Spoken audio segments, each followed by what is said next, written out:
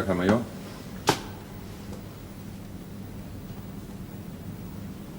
Carry on, Oliver.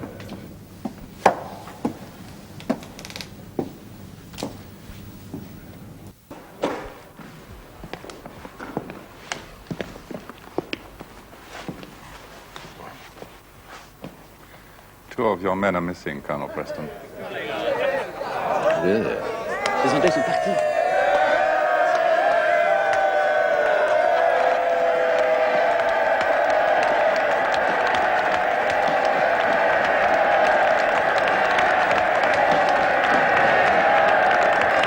There is no other possible explanation, sir. Major, I cannot permit you openly criticizing my officers. They are carrying out my own orders, which can only imply that you are criticizing your commanding officer. You are new to this game, Major. I understand your concern and your zeal. But we are not part of a cat-and-mouse game. We do everything in our power to retain and secure enemy personnel whose avowed intent is to escape.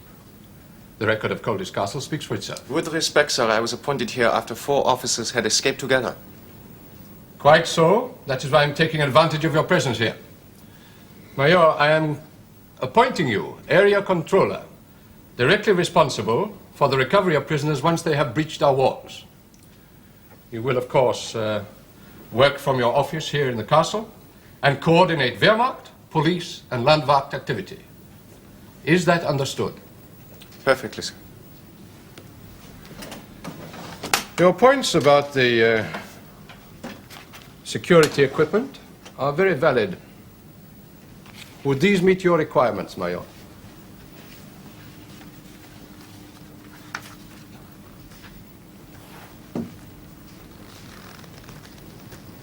Excellently, sir. Hauptmann Ullmann indented for that equipment 14 months ago with my full approval. As you can see from the last notification, little of it is available to us, and then only in due course, whenever that may be. But this equipment is vital to security, sir. And to our armed forces. It is also in short supply thanks to Allied bombing. Come in.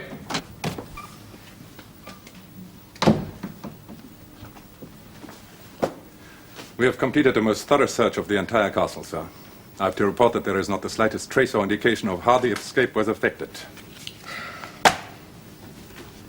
Do you have any theories? None, sir. To formulate a theory, we need one small clue. There is nothing. Especially security. Allied prisoners are escaping all the time, and not just from this camp, whereas German officers do not seem to escape from Allied hands. Why is that, Ullmann? One may be forced to conclude that German officers do not wish to escape, Herr Major. We have installed what equipment has been sent to us, and we will do our duty to the best of our ability.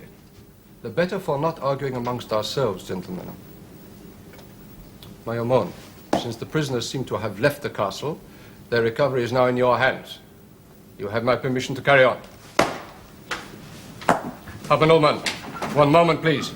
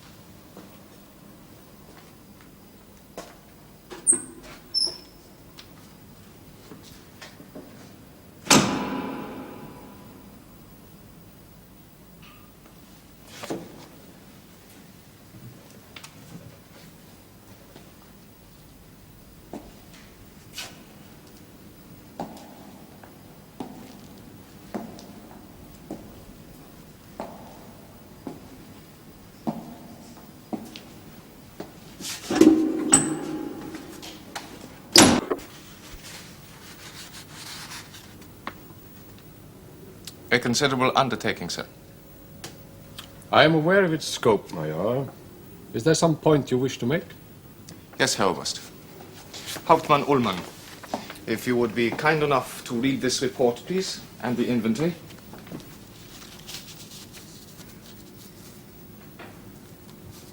Read it aloud, please, Ullmann. The French tunnel is 44 meters in length. It proceeds from the cellar under the floor of the chapel, eventually dropping down some 8.5 meters and out under the castle walls. It was already through the stone and into the soft outside earth when discovered. In the process of the tunneling, I have calculated that the prisoners have removed over 3 tons of earth and stone, which they have hidden about the castle. 3 tons, sir. The inventory, please, Ullmann.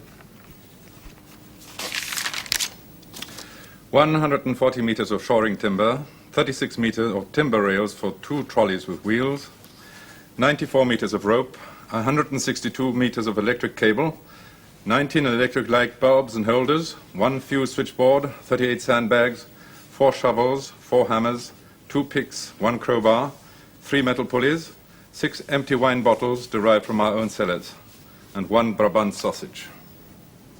Please make your point, Major. It is one thing to discover a tunnel, sir.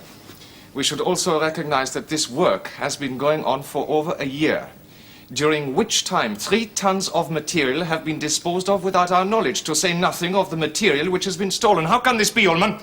We have to I deal am with grateful for your report, Major. But there are 2 prisoners still missing. Have you had news of them? I regret, sir.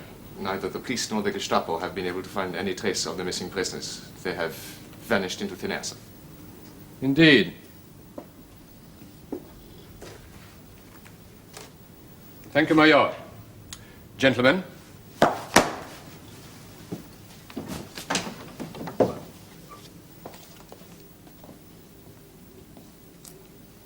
I don't think I quite understand you, Major.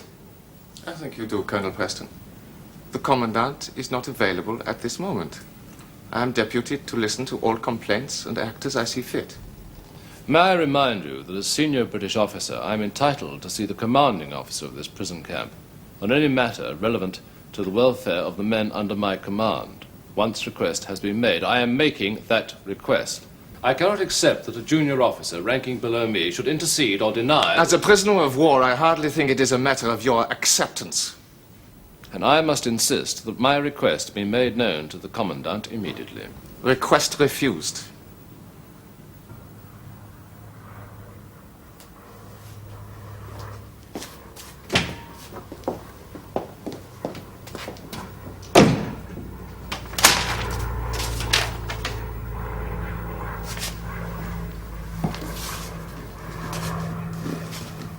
Appell! Appell! Mach schnell! Was tust du?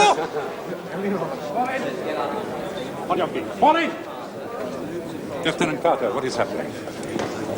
I don't know. Why are the British officers not on parade? We don't have any orders. What is the trouble, Hauptmann? The British prisoners are refusing to parade. Apparently there is no chain of command. Indeed. Do I see senior officer? He's in his quarters. Take 2 men and bring him down here. Lieutenant Carter, Sir? is Colonel Preston ill? No, sir.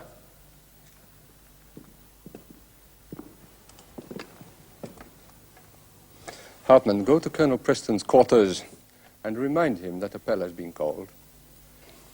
Inform him that the Commandant is inspecting the parade and demands that he present himself forthwith. Sir.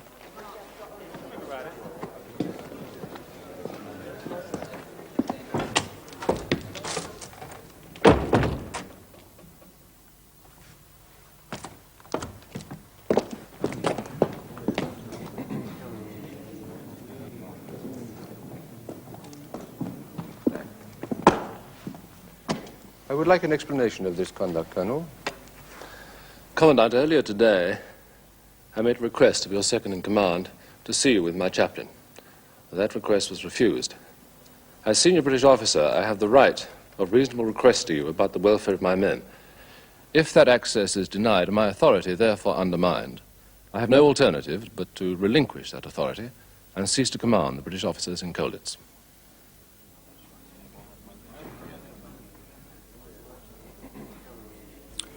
I see. Colonel Preston, there has obviously been a misunderstanding of my orders. If you will reassume command of your officers for Appel, I will see you in my office immediately after. Thank you, Commandant. Captain Downing, please. Sir. Falling the officers. Sir.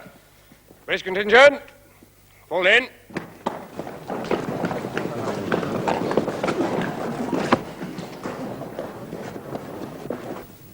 Commandant, I quite understand your reasons for closing the chapel. It is my belief that it is every man's right to worship as he sees fit. That means in his own way and in a place set aside for that purpose. Lieutenant Jordan, is it not possible to conduct services in the courtyard? I've held one today, sir. It was a disaster. Apart from the obvious distractions and noise, several men fainted with the cold. They are already very weak, you must realize. Very well, the chapel may be opened for worship once again, but it will continue to be locked after curfew. Thank you, gentlemen.